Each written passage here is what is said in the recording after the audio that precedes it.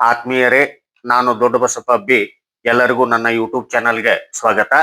ಇಂದು ಎರಡು ಸಮತಲ ದರ್ಪಣಗಳ ನಡುವೆ ಬೇರೆ ಬೇರೆ ಕೋನಗಳಲ್ಲಿ ವಸ್ತುವನ್ನಿಟ್ಟಾಗ ಉಂಟಾಗುವ ಪ್ರತಿಬಿಂಬಗಳ ಸಂಖ್ಯೆಯನ್ನ ಪ್ರಾಯೋಗಿಕವಾಗಿ ನೋಡೋಣ. ಈ ಒಂದು ಪ್ರಯೋಗ ಮಾಡಲು ನಾನಿಲ್ಲಿ ಎರಡು ಸಮತಲ ದರ್ಪಣಗಳನ್ನ ಅಂದರೆ ಕನ್ನಡಿಗಳನ್ನ ತೆಗೆದುಕೊಂಡಿದ್ದೇನೆ. ಈ ಕನ್ನಡಿಯ ಹಿಂದೆ ಒಂದು ರಟ್ಟನ್ನ ಆಧಾರವಾಗಿ ಅಂಟಿಸಿಕೊಂಡು ಇವುಗಳನ್ನ ನೇರವಾಗಿ ನಿಲ್ಲುವಂತೆ ವ್ಯವಸ್ಥೆ ಮಾಡಿಕೊಂಡಿದ್ದೇನೆ. ಕೋನ ಮಾಪಕದ ಸಹಾಯದಿಂದ ಒಂದು ಹಾಳೆಯಲ್ಲಿ ವಿವಿಧ ಕೋನಗಳನ್ನ ರೇಖೆಗಳ ಮೂಲಕ ನಾನಿಲ್ಲಿ ಗುರುತಿಸಿಕೊಂಡಿದ್ದೇನೆ. ವಸ್ತುವನ್ನಾಗಿ ನಾನಿಲ್ಲಿ ಪ್ಲಾಸ್ಟಿಕ್ ಬಾಟಲ್ನ ಮುಚ್ಚಳವನ್ನ ತೆಗೆದುಕೊಂಡು ಅದಕ್ಕೆ ಈ ಸ್ಕೆಚ್ ಪೆನ್ನಿನ ಒಂದು ಮುಚ್ಚಳವನ್ನ ಜೋಡಿಸಿಕೊಂಡಿದ್ದೇನೆ. ನಾನೀಗ ಎರಡು ಕನ್ನಡಿಗಳನ್ನ ಸರಳ ರೇಖೆಯಲ್ಲಿ ಅಂದರೆ 180 ಡಿಗ್ರಿ ಕೋನದಲ್ಲಿ ಇಟ್ಟಿದ್ದೇನೆ. ಈ ಕನ್ನಡಿಗಳ ಮಧ್ಯದಲ್ಲಿ ಕನ್ನಡಿಗಳ ಮುಂದೆ ವಸ್ತುವನ್ನ ಇಟ್ಟಿದ್ದೇನೆ. ಈ ವಸ್ತುವಿನ ಕೇವಲ ಒಂದೇ ಒಂದು ಪ್ರತಿಬಿಂಬ ಉಂಟಾಗಿರುವುದನ್ನ ಗಮನಿಸಿ. ನಾನೀಗ ಕನ್ನಡಿಗಳನ್ನ 120 ಡಿಗ್ರಿ ಕೋನದಲ್ಲಿ ಇಟ್ಟಿದ್ದೇನೆ. ಇದು ಮಧ್ಯದ ಗೆರೆ. ಈ ಮಧ್ಯದ ಗೆರೆಯಿಂದ ಈ ಕಡೆ 60 ಡಿಗ್ರಿ, ಮಧ್ಯದ ಗೆರೆಯಿಂದ ಈ ಕಡೆ 60 ಡಿಗ್ರಿ ಇದೆ. ಮಧ್ಯದ ಗೆರೆಯಿಂದ 10, 20, 30, 40, 50, 60. ಅದೇ ರೀತಿ ಮಧ್ಯದ ಗೆರೆಯಿಂದ ಈ ಕಡೆ 10, 20, 30, 40, 50, 60. ಸೊ 120 ಡಿಗ್ರಿ ಕೋನದಲ್ಲಿ ಕನ್ನಡಿಯನ್ನ ಇಟ್ಟಿದ್ದೇನೆ. ಅವುಗಳ ಮಧ್ಯದಲ್ಲಿ ವಸ್ತುವನ್ನ ಇಟ್ಟಿದ್ದೇನೆ. ಈ ವಸ್ತುವಿನ ಎರಡು ಪ್ರತಿಬಿಂಬಗಳು ಉಂಟಾಗಿರುವುದನ್ನ ಗಮನಿಸಿ. ಇಲ್ಲೊಂದು ಪ್ರತಿಬಿಂಬ ಅದ, ಆಮೇಲೆ ಇಲ್ಲೊಂದು ಪ್ರತಿಬಿಂಬ ಅದ. ಸೊ ಕನ್ನಡಿಗಳನ್ನ 120 ಡಿಗ್ರಿ ಕೋನದಲ್ಲಿ ಅಳವಡಿಸಿದಾಗ ವಸ್ತುವಿನ ಎರಡು ಪ್ರತಿಬಿಂಬಗಳು ಉಂಟಾಗುತ್ತವೆ. ಈಗ ಕನ್ನಡಿಗಳ ನಡುವಿನ ಕೋನ 80 ಡಿಗ್ರಿ ಇದೆ. ಈ ಮಧ್ಯದ ಗೆರೆಯಿಂದ ಆ ಕಡೆ 10, 20, 30, 40. ಅದೇ ರೀತಿ ಮಧ್ಯದ ಗೆರೆಯಿಂದ ಈ ಕಡೆ 10, 20, 30, 40. ಸೊ ಕನ್ನಡಿಗಳ ನಡುವಿನ ಕೋನ 80 ಡಿಗ್ರಿ ಇದೆ. ಈಗ ಇವುಗಳ ಮಧ್ಯದಲ್ಲಿ ವಸ್ತುವನ್ನಿಟ್ಟಾಗ ಎಷ್ಟು ಪ್ರತಿಬಿಂಬಗಳು ಉಂಟಾಗ್ತಾವ ಅನ್ನೋದನ್ನ ಗಮನಿಸಿ ಸ್ನೇಹಿತರೆ. ಒಟ್ಟ 4 ಪ್ರತಿಬಿಂಬಗಳು ಉಂಟಾಗಿರುವುದನ್ನ ಗಮನಿಸಿ. ಇಲ್ಲೊಂದು ಪ್ರತಿಬಿಂಬ, ಇಲ್ಲೊಂದು ಪ್ರತಿಬಿಂಬ ಅದ, ಇಲ್ಲೊಂದು ಪ್ರತಿಬಿಂಬ ಹಾಗೂ ಇಲ್ಲೊಂದು ಪ್ರತಿಬಿಂಬ ಉಂಟಾಗಿದೆ. 80 ಡಿಗ್ರಿ ಕೋನದಲ್ಲಿ ಇದ್ದಾಗ ವಸ್ತುವಿನ 4 ಪ್ರತಿಬಿಂಬಗಳು ಉಂಟಾಗುತ್ತವೆ. ಈಗ ಕನ್ನಡಿಗಳ ನಡುವಿನ ಕೋನ 60 ಡಿಗ್ರಿ ಇದೆ. ಮಧ್ಯದ ಗೆರೆಯಿಂದ ಆ ಕಡೆ 10, 20, 30. ಅದೇ ರೀತಿ ಮಧ್ಯದ ಗೆರೆಯಿಂದ ಈ ಕಡೆ 10, 20, 30. ಸೊ ಕನ್ನಡಿಗಳ ನಡುವಿನ ಕೋನ 60 ಡಿಗ್ರಿ ಇದೆ. ಈಗ ವಸ್ತುವನ್ನ ಕನ್ನಡಿಗಳ ಮಧ್ಯದಲ್ಲಿ ಇಟ್ಟಾಗ ಎಷ್ಟು ಪ್ರತಿಬಿಂಬಗಳು ಉಂಟಾಗ್ತಾವ ಅನ್ನೋದನ್ನ ಗಮನಿಸಿ ಸ್ನೇಹಿತರೆ. ಒಟ್ಟ 5 ಪ್ರತಿಬಿಂಬಗಳು ಉಂಟಾಗಿವೆ. ಇಲ್ಲೊಂದು ಪ್ರತಿಬಿಂಬ ಅದ, ಇಲ್ಲೊಂದದ, ಇಲ್ಲೊಂದು ಪ್ರತಿಬಿಂಬ ಮಧ್ಯದಲ್ಲಿ ಅದ, ಹಾಗೂ ಇಲ್ಲೊಂದು ಪ್ರತಿಬಿಂಬ ಅದ, ಇಲ್ಲೊಂದು ಪ್ರತಿಬಿಂಬ.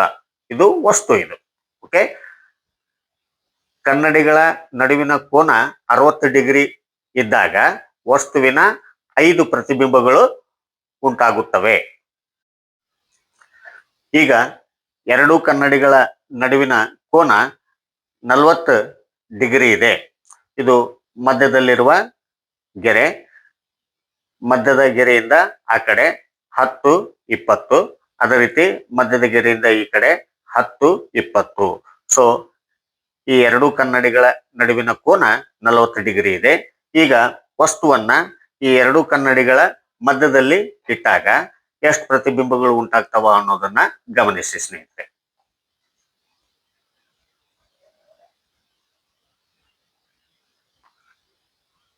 ಎಸ್,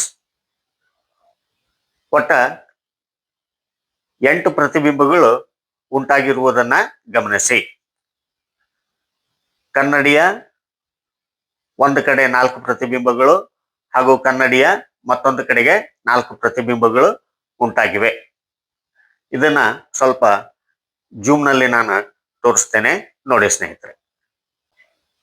ಓಕೆ, ಮಧ್ಯದಲ್ಲಿ ವಸ್ತು ಇದೆ.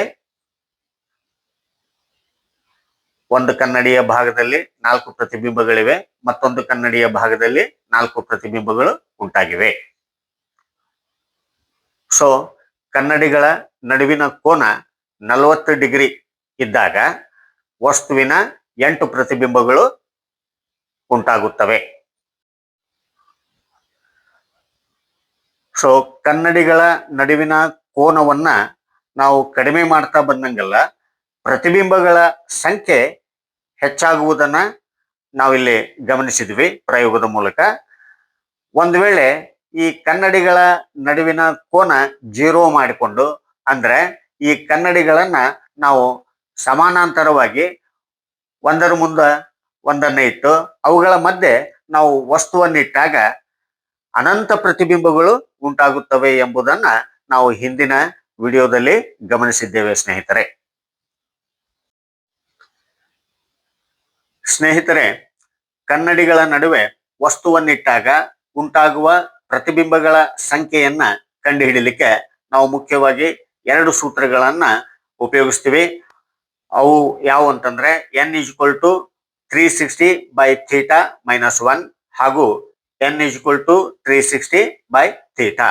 ಇಲ್ಲಿ n ಅಂತಂದ್ರೆ ಪ್ರತಿಬಿಂಬಗಳ ಸಂಖ್ಯೆ ಹಾಗೂ θ ಅಂತಂದ್ರೆ ಕನ್ನಡಿಗಳ ನಡುವಿನ ಕೋನ. ಈಗ ಯಾವ್ಯಾವ ಸಂದರ್ಭಗಳಲ್ಲಿ ನಾವು ಯಾವ್ಯಾವ ಸೂತ್ರವನ್ನ ಅನ್ವಯಿಸಬೇಕು ಅನ್ನೋದನ್ನ ನೋಡೋಣ. ಮೊದಲಿಗೆ 360/θ ಮಾಡಬೇಕು. θ ಅಂತಂದ್ರೆ ಕನ್ನಡಿಗಳ ನಡುವಿನ ಕೋನ. ಈ ಲೆಕ್ಕವನ್ನು ಮಾಡಿದಾಗ ನಮಗ ಉತ್ತರ ಪೂರ್ಣ ಸಂಖ್ಯೆಯಲ್ಲಿ ಬಂತು ಅಂತಂದ್ರೆ ಅವಾಗ 360/θ - 1 ಈ ಸೂತ್ರವನ್ನ ಅನ್ವಯಿಸಬೇಕು. ನಮಗ ಪ್ರತಿಬಿಂಬಗಳು ಎಷ್ಟು ಉಂಟಾಗ್ತವ ಅನ್ನೋದು ತಿಳಿತದ. ಇನ್ನು 360/θ ಮಾಡಿದಾಗ ದಶಮಾಂಶ ಬಂತು ಅಂತಂದ್ರೆ, ಅಂದ್ರೆ 2.5 ಅಥವಾ 3.7, 4.2 ಹಿಂಗ ದಶಮಾಂಶದಲ್ಲಿ ಏನಾದ್ರೂ ಉತ್ತರ ಬಂತು ಅಂತಂದ್ರೆ ಅವಾಗ ಪೂರ್ಣ ಸಂಖ್ಯೆಯನ್ನು ಮಾತ್ರ ನಾವು ಪರಿಗಣಿಸಬೇಕು. ಪಾಯಿಂಟ್ ಆಗಿಂದ ಅದು ಎಷ್ಟರೇ ಯಾಕಿರುವಲ್ದಕ್ಕ ಅದನ್ನ ಪರಿಗಣಿಸಬಾರ್ದು. ಆಮೇಲೆ ಏನ್ ಮಾಡ್ಬೇಕು ಅಂತಂದ್ರೆ, ಆ ಪೂರ್ಣ ಸಂಖ್ಯೆ ಬೆಸ ಸಂಖ್ಯೆಯಲ್ಲಿ ಇತ್ತು ಅಂತಂದ್ರೆ 3, 5, 7 ಹಿಂಗ ಬೆಸ ಸಂಖ್ಯೆಯಲ್ಲಿ ಇತ್ತು ಅಂತಂದ್ರೆ ಅವಾಗ 360/θ - 1 ಈ ಸೂತ್ರವನ್ನ ಅನ್ವಯಿಸಿ ನಾವು ಪ್ರತಿಬಿಂಬಗಳ ಸಂಖ್ಯೆಯನ್ನ ತಿಳಿಬಹುದು. ಒಂದು ವೇಳೆ ಆ ಪೂರ್ಣ ಸಂಖ್ಯೆ ಸಮಸಂಖ್ಯೆ ಆಗಿತ್ತು ಅಂತಂದ್ರೆ ಅವಾಗ 360/θ ಈ ಸೂತ್ರವನ್ನ ಅನ್ವಯಿಸಿ ನಾವು ಪ್ರತಿಬಿಂಬಗಳ ಸಂಖ್ಯೆಯನ್ನ ಕಂಡುಹಿಡಬೇಕಾಗ್ತದೆ. ಓಕೆ. ಇನ್ನು ಒಂದ್ ವೇಳೆ ವಸ್ತುವನ್ನ ನಾವು ಕನ್ನಡಿಯ ಮಧ್ಯದಲ್ಲಿ ಇಡದೆ ಅಸಮನಾಗಿ ಇಟ್ಟಿದ್ವಿ ಅಂತಂದ್ರೆ ಅವಾಗ 360/θ ಮಾಡಿದಾಗ ಬರ್ತಕ್ಕಂತಹ ಉತ್ತರ ಸಮಸಂಖ್ಯೆ ಆಗಿತ್ತು ಅಂತಂದ್ರೆ 360/θ - 1 ಮಾಡಬೇಕು. ಒಂದ್ ವೇಳೆ ಬರ್ತಕ್ಕಂಥ ಉತ್ತರ ಬೆಸ ಸಂಖ್ಯೆ ಆಗಿತ್ತು ಅಂತಂದ್ರೆ ಅವಾಗ 360/θ ಈ ಸೂತ್ರವನ್ನ ಅನ್ವಯಿಸಿ ನಾವು ಪ್ರತಿಬಿಂಬಗಳ ಸಂಖ್ಯೆಯನ್ನ ಕಂಡುಹಿಡಿಬಹುದು. ಹೀಗೆ ಬೇರೆ ಬೇರೆ ಸಂದರ್ಭಗಳಲ್ಲಿ ಕನ್ನಡಿಗಳ ನಡುವೆ ಉಂಟಾಗುವ ಪ್ರತಿಬಿಂಬಗಳ ಸಂಖ್ಯೆಯನ್ನ ನಾವು ಈ 2 ಸೂತ್ರಗಳ ಸಹಾಯದಿಂದ ಕಂಡುಹಿಡಿಬಹುದು ಸ್ನೇಹಿತರೆ. ಓಕೆ, ನೋಡಿದ್ರಲ್ಲ. ಎಲ್ಲರಿಗೂ ಧನ್ಯವಾದಗಳು.